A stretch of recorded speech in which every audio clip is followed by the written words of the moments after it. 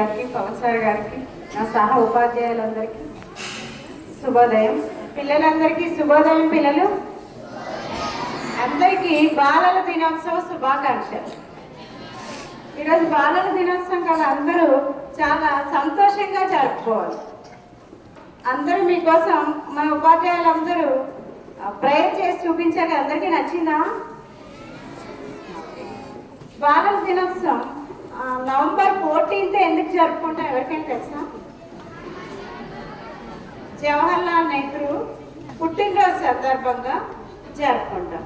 ఇంతకు ముందు November 20లో November 20వ తారీఖున అందరూ బాలల దినోత్సవం జరుపుకుంటారు. UN ఐక్యరాజ్య సమితిలో 191 దేశాలు అందరూ కలిసి బాలల దినోత్సవం జరుపుకోవాలని అందరూ నిర్ణయం తీసుకున్నారు.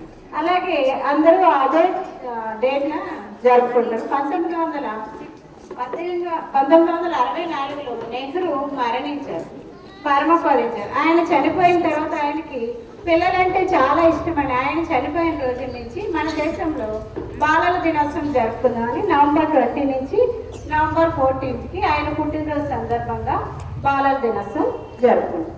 మరి ఆయన పుట్టినరోజు సందర్భంగానే ఎందుకు జరుపుకోవాలి? ఆయనకి పిల్లలంటే చాలా ఇష్టమని. ఆయన స్వతంత్ర ఉద్యమంలో పాల్గొన్నారు. అందరికీ తెలుసు కదా, మన స్వతంత్రం రావడం కోసం నెహ్రూ గారు కూడా ఎంతో పోరాటం చేశారు. ఆ పోరాట సమయంలో నెహ్రూ గారి కుమార్తె పేరు తెలుసు ఎవరికైనా? ఇందిరాగాంధీ. అతని కుమార్తెతో ఆయన చాలా సమయం గడపలేకపోయేవారు. ఎప్పుడు స్వతంత్రోద్యమంలో పాల్గొనడం వల్ల జైల్లో చాలా సంవత్సరాలు జైల్లో ఉండిపోవడం వల్ల అతని కుమార్తె అని చిన్న పాపతో గడపలేకపోయారు. రోజు ఉత్తరాల ద్వారా ఆమెతో మాట్లాడేవారు.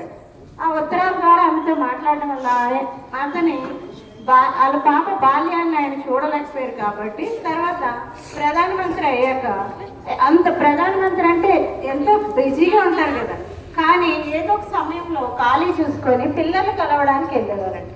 అంత బిజీ షెడ్యూల్లో కూడా రోజు పిల్లల్ని ఒక 5 నిమిషాలైనా కలవడం, పిల్లలతో గడపడం చేసేవారు. పిల్లలంటే ఆయనకి చాలా ఇష్టం అని. అసలు ఆయన కోటికి గులాబీ ధరిస్తారు, చూసారు కదా ఫోటోలో. అయితే గులాబీ ఎందుకు ధరిస్తారంటే ఆయన ఇలాగే పిల్లలు కలవడానికి వెళ్ళారు. ఒకరోజు ఒక పాప తీసుకొచ్చి గులాబీ నెహ్రూ గారికి ఇచ్చింది. ఆ గులాబీని చూసి, ఆ పాప నవ్వును చూసి నెహ్రూ గారు ఎంతో ఆనందపడ్డారని. పువ్వులాగే పాప నవ్వు కూడా ఉందని ఆ రోజు నుంచి ఆయన పిల్లలకి గుర్తుగా గులాబీని ఆయన కోటికి ధరించడం మొదలుపెట్టారు. సరే, ఆయన ఉద్దేశం ఏంటి?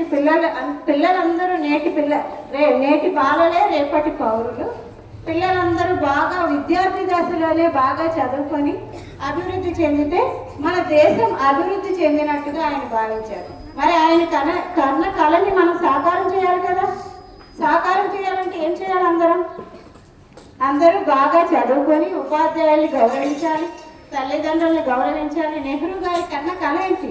నేటి బాలలే రేపటి పౌరులు. ఆ బాలలందరూ బాగా చదువుకుంటే ఏం అభివృద్ధి చెందుతుంది? దేశం. పిల్లలందరూ బాగా చదువుకొని అభివృద్ధి చెందితే దేశం కూడా అభివృద్ధి చెందుతుందని ఆయన కళ కన్నారు. ఆ కళని మనం సాకారం చేయాలి. మనం సాకారం చేయాలంటే మన వంతుగా మనం ఏం చేయాలి? బాగా చదువుకోవాలి. బాగా చదువుకోవాలంటే తల్లిదండ్రుల మాటలు, ఉపాధ్యాయుల మాటలు గౌరవిస్తే క్రమశిక్షణ అలవడుతుంది. క్రమశిక్షణ అలవడితే చదువు వస్తుంది. అందరూ బాగా చదువుకుంటే మన దేశం అభివృద్ధి చెందుతుంది. ఇదే మనం ఆయనకి ఇచ్చే గౌరవం. అందరికీ బాలల దినోత్సవ శుభాకాంక్షలు. ధన్యవాదాలు.